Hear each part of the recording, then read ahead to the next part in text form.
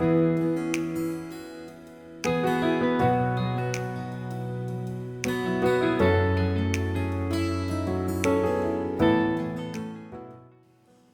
you are viewing is the 856 Executive Grade Revolver by Taurus International Manufacturing Incorporated.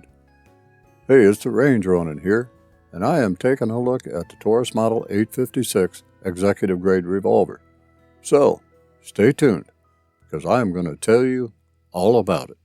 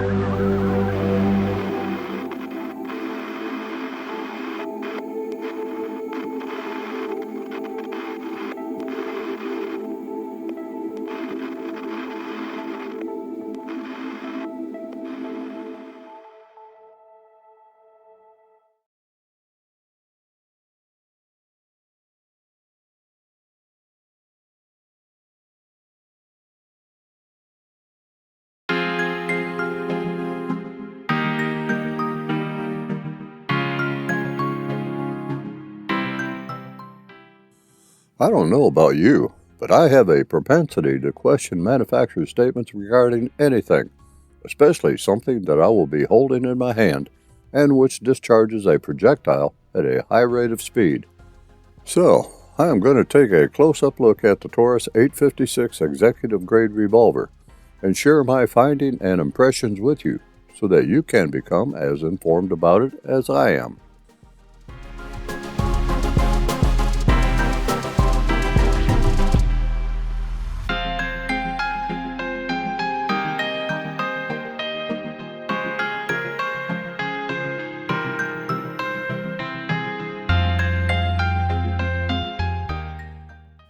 I'll just start with what you get and work my way around from there. A heavy, dual lockable vault case from Pelican houses the Taurus 856 executive grade, which is embedded in heavy padding for full protection. Along with that is an envelope that contains a booklet of general safety operating instructions and limited warranty information. Plus you get a nice Taurus executive grade sticker that you can stick wherever. Also you get a savings coupon and a warning that lead can cause harm to those who discharge, handle, or clean firearms, especially in the country of California, which is ironic since the Taurus 856 executive grade revolver is approved in California. The Taurus 856 executive grade revolver has a hand-rubbed satin finish, stainless steel barrel, frame, and cylinder that is blended together in an appealing overall look. The working end of the 3-inch barrel is nicely contoured on all edges for a very smooth look, and with the fully shrouded barrel enveloping the ejector rod like a baby in a blanket. A ramped and serrated front sight is incorporated into the top of the barrel.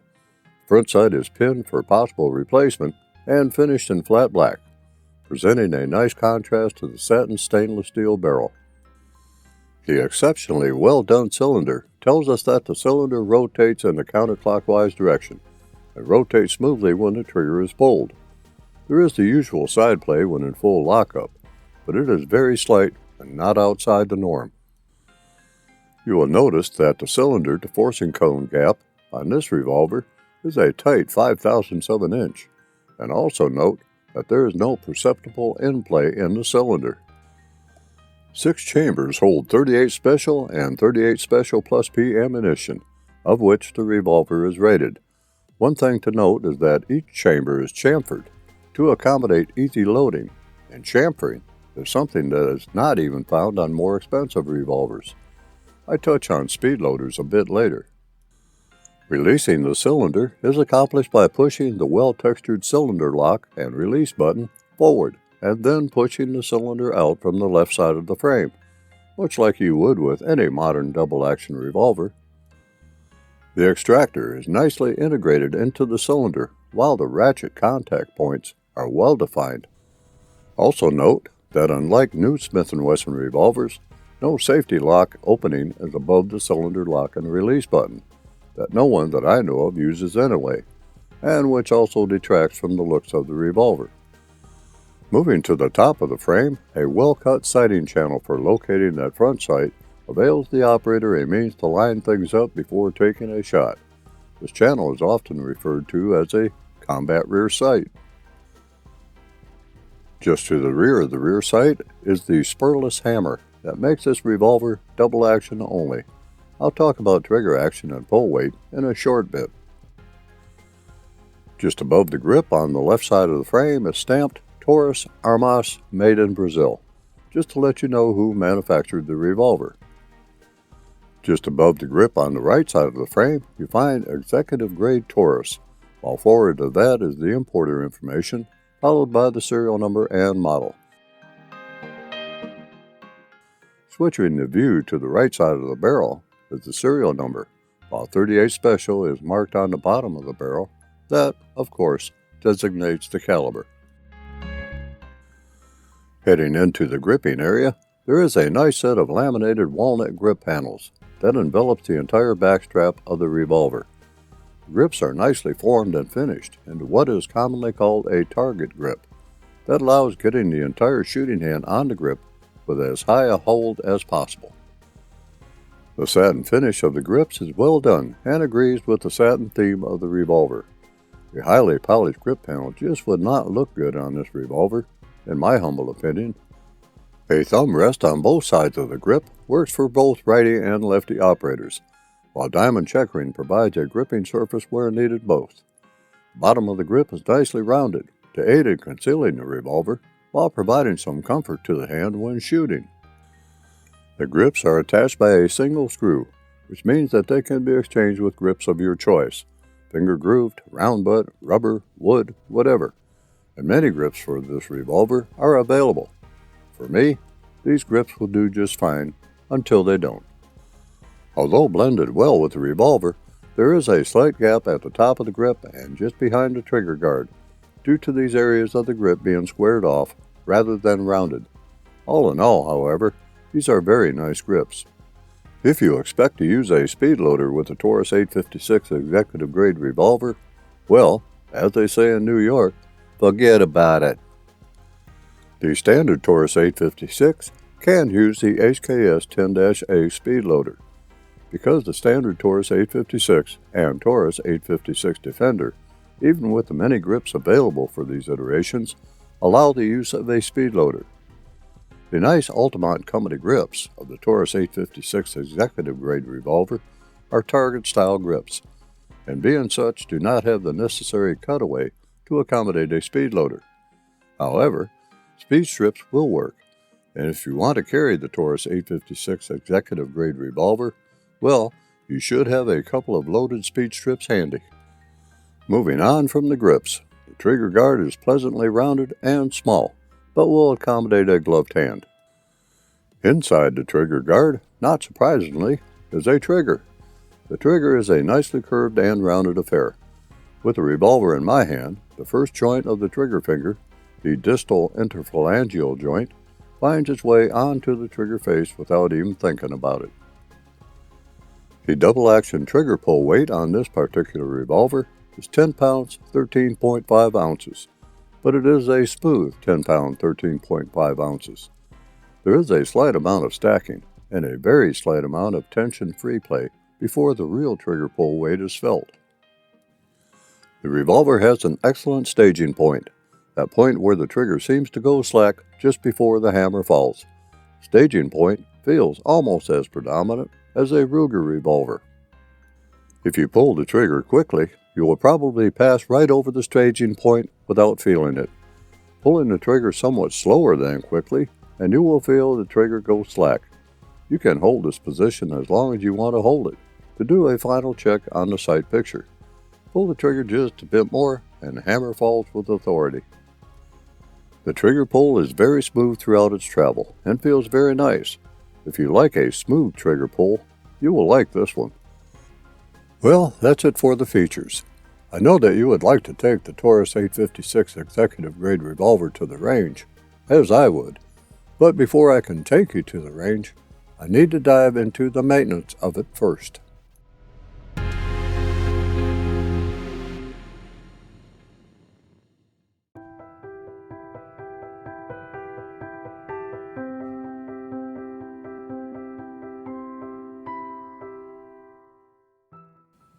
As far as maintaining the Taurus 856 executive grade revolver, I'm going to simply steer you to the manual, as published by Taurus, and which comes with the revolver. You will probably notice that the maintenance instructions are generic in nature, and includes instructions for both pistols and revolvers.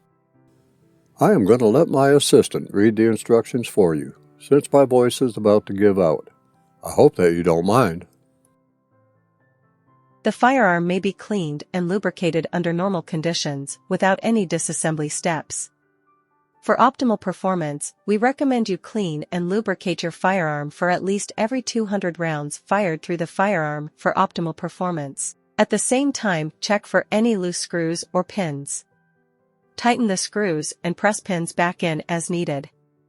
To keep a firearm safe and in good working condition, it must be kept clean and covered with a light film of good quality gun oil to prevent corrosion. The barrel bore should be cleaned and left free of debris. Follow these steps. 1. Remove excessive firing residue from the bore and chamber using a properly fitted brass brush dipped in a gun cleaning solvent. Finish the bore cleaning process by running a dry cotton cloth patch through the bore to remove remaining residue and solvent. 2. Clean the exterior of the firearm, slide and rails using a non-abrasive cleaning cloth. Remove dust and residue from small crevices using a small brush. 3. Lubricate the frame rails and barrel lockup points. 4. After cleaning, rub the revolver with a lightly oiled cloth. Please note that a firearm with laser should not be cleaned in a well or supersonic machine that submerges the firearm, as this can damage the laser system. Well, there you have it. Use it for what it is worth to you. Now, let's get to the range, shall we?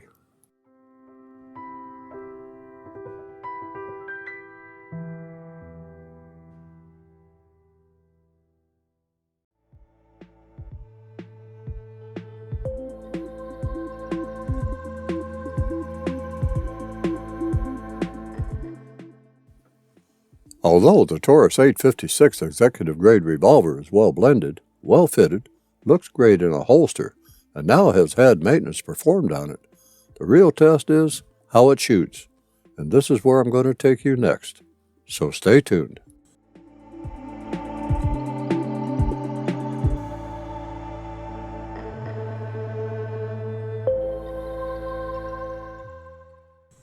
Being familiar with J-frame revolvers, as the Taurus 856 executive grade revolver would be classified, according to Smith & Wesson size standards, I pretty much knew what to expect, but you never really know what a firearm is going to do until you shoot it.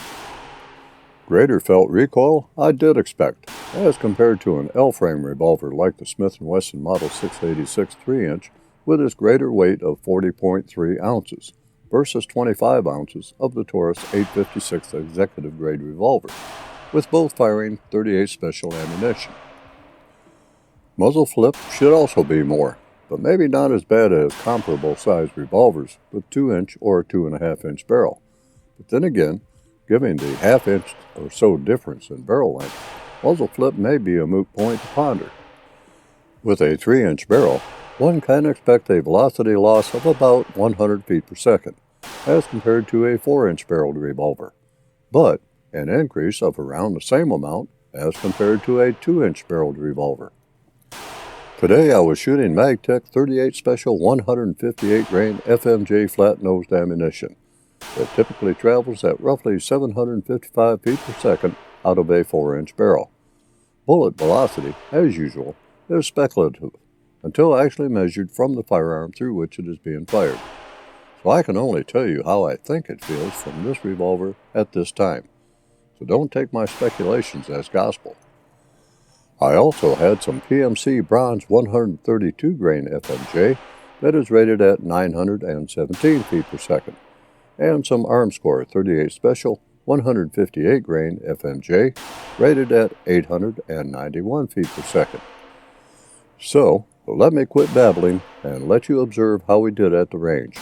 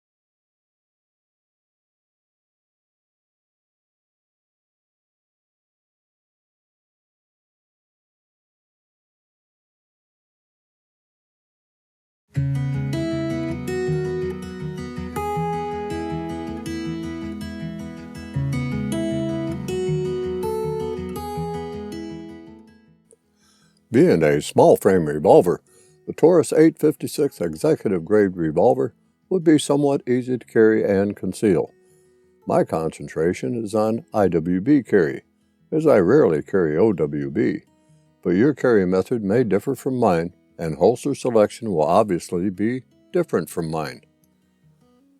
Because of the lack of hammer spur, carrying the Taurus 856 executive grade revolver in a horizontal shoulder holster is out of the question, as there is nothing to secure the firearm. That leads us to strong side or cross-draw carry.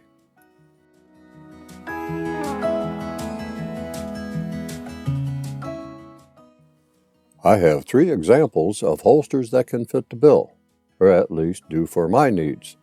But there are quite a few holsters available for the Taurus 856. The first holster up is the Falco A602 Timeless Pancake IWB leather holster with snaps that is shown, or the A112 Hawk Stable Easy On IWB leather holster that has metal clips, and which is on order.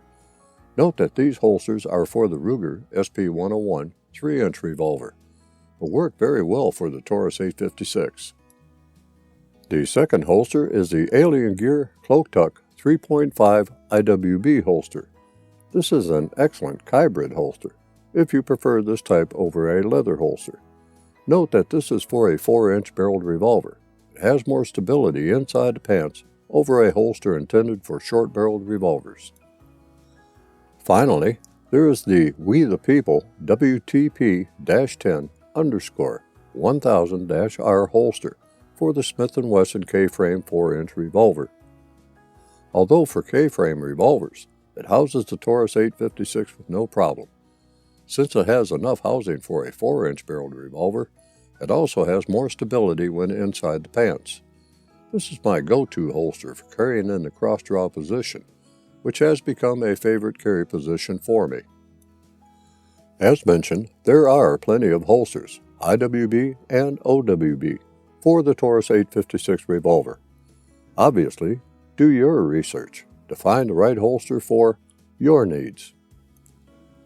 What do you say that I close out this chapter with my final words on the Taurus 856 executive grade revolver? I thought that you might agree to that.